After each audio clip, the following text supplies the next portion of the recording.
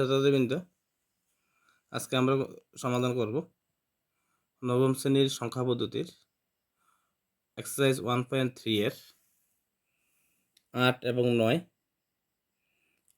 9 এই কোশ্চেন দুটি আমরা সমাধান করব। 8 নম্বর কোশ্চেনটি দেওয়া আছে 5/7 এবং 9/11 এর মধ্যবর্তী তিনটি ভিন্ন অমূলত সংখ্যা নির্ণয় করো। 5/7 এবং 9/11 এর মধ্যবর্তী তিনটি ভিন্ন অমূলত সংখ্যা নির্ণয় করো। 9 নম্বরে দেওয়া আছে নিম্নলিখিত সংখ্যাগুলো মূলত না অমূলত তা শ্রেণীবিভাগ করো। √23, √225। 3 নম্বর দেওয়া আছে 0.3796। 4 নম্বরে 7.478 রিপিটেবল। 5 নম্বর আছে 1.01 011 000 1000 1 আচ্ছা, তাহলে ভিডিওটি শর্ট করার জন্য আমি আগেই একটা শিটের মধ্যে অঙ্কটা সমাধান করেছি সুন্দরভাবে। তোমরা খুব কম সময়ে অঙ্কগুলো আয়ত্ত করতে পারো।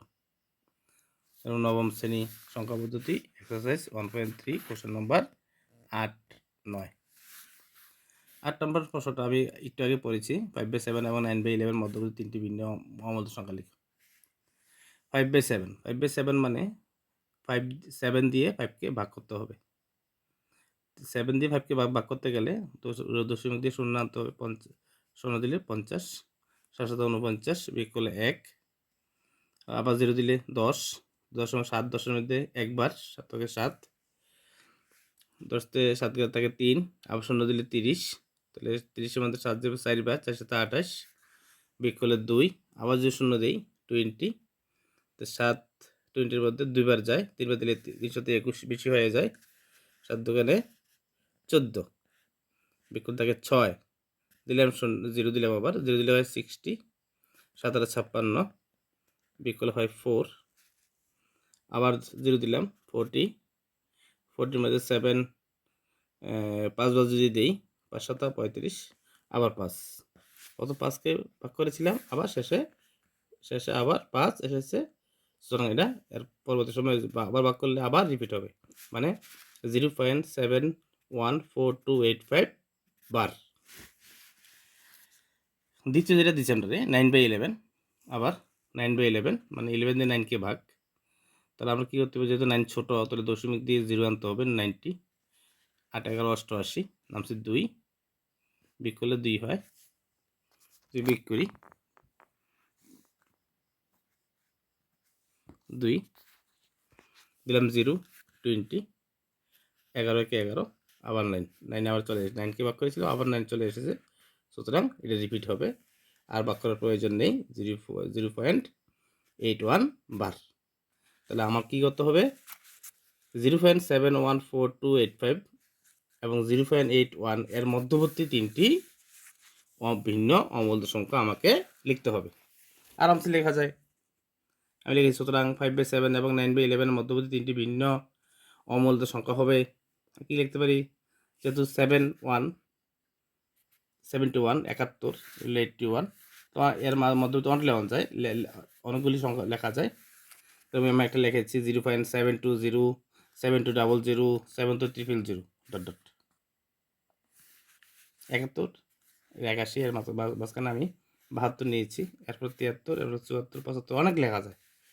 2 নম্বর লিখেছি 0.730 7300 73300 . 3 নম্বর লিখেছি 0.740 7400 74300 .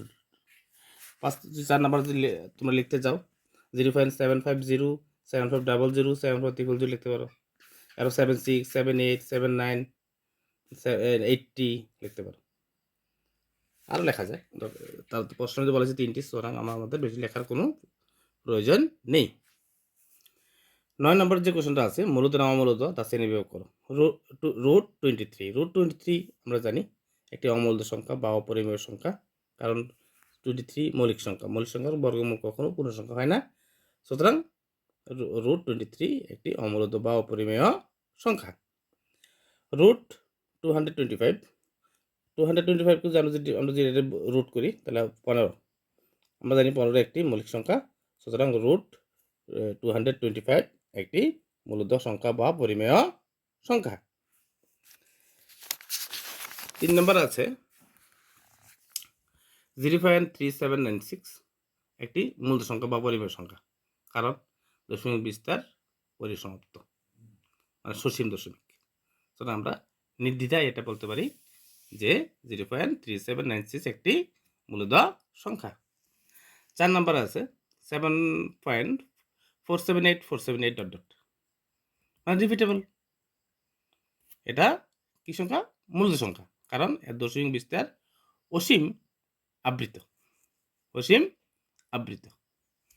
5 নম্বর আছে আমাদের 1.110 100 1300 140, এটা অসীম অনাবৃত, তো এটি অমূলদ সংখ্যা।